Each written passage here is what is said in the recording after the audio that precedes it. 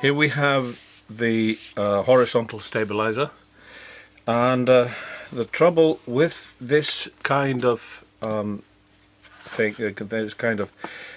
structure is that it can warp. Let me show you here on another piece. What can happen is that the stabilizer can do this, and we don't really want that. It can warp like that. If it, for example, gets wet, it will immediately do this. So we're going to prevent this by cutting 3 centimeters off the end here, and then replacing it with 3 centimeters of balsa with a grain in this direction, in the opposite direction. And this we're going to do on both ends. Now the overall span of the stabilizer is 40 centimeters. So I know that if I measure from the center line 17, like there, and mark, then I've got about 3 centimeters left here. Now I'll take a right angle square and place it along the mark and along the trailing edge of the stab, and I use my trusty knife to cut this. Again, no force, just very gently.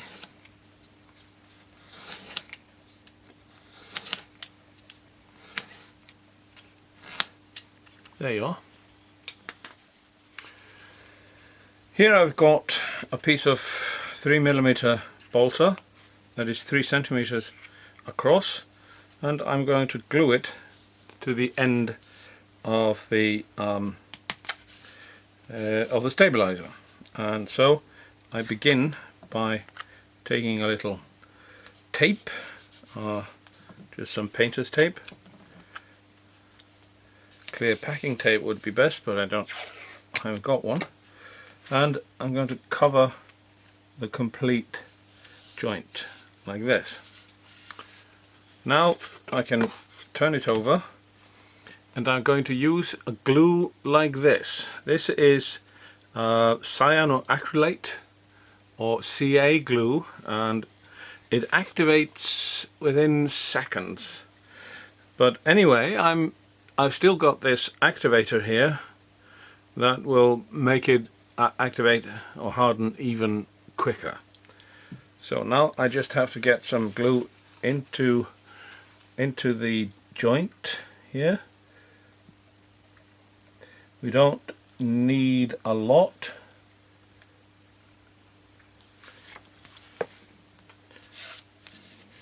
Lay it down and then spray the activator across. Now I have to turn it around and remove all the tape, because, come on, there you are. There might be some unhardened glue here, so I just put some activator on that too. Now we have a good joint.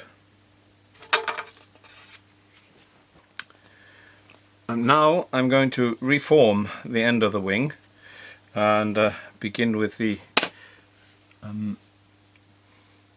trailing edge, and cut that with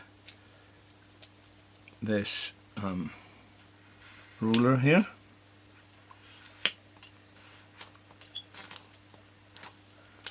Like that.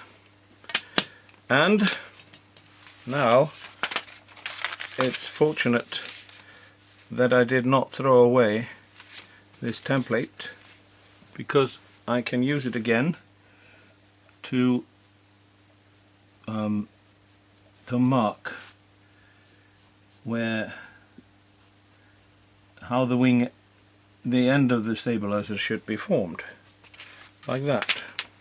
And now I can just cut it with a knife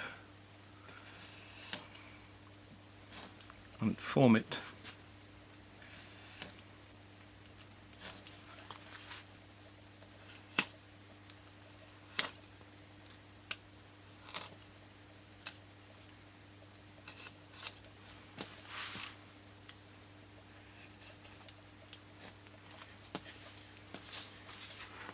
like that. So now we have a stabilizer that is not going to deform.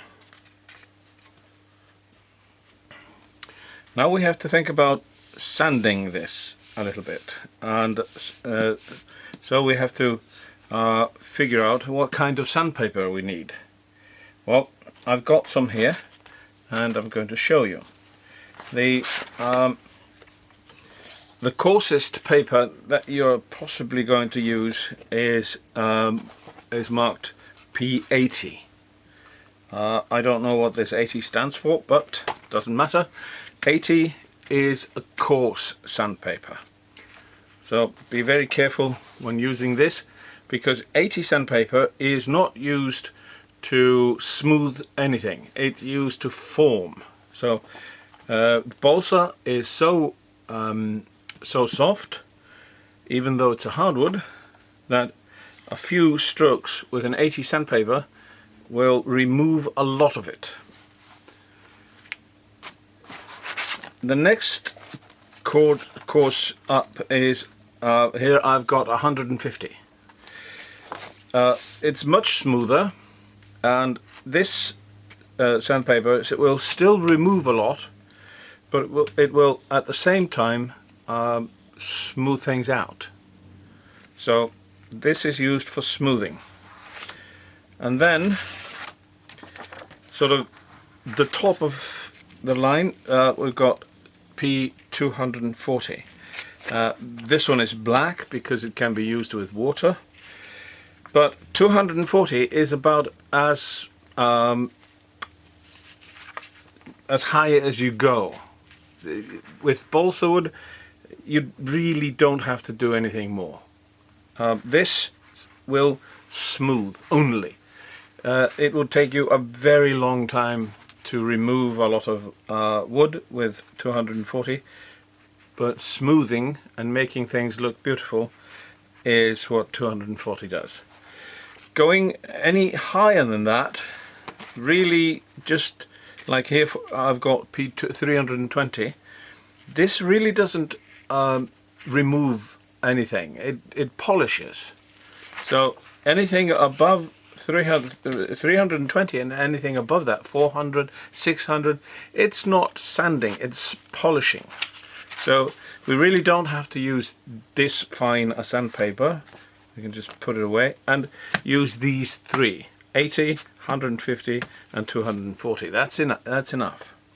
Now, having said that, here we've got the stab that we glued the ends to, and there's a slight ridge here on the joint, so I'm going to use 80 sandpaper to smooth out this ridge.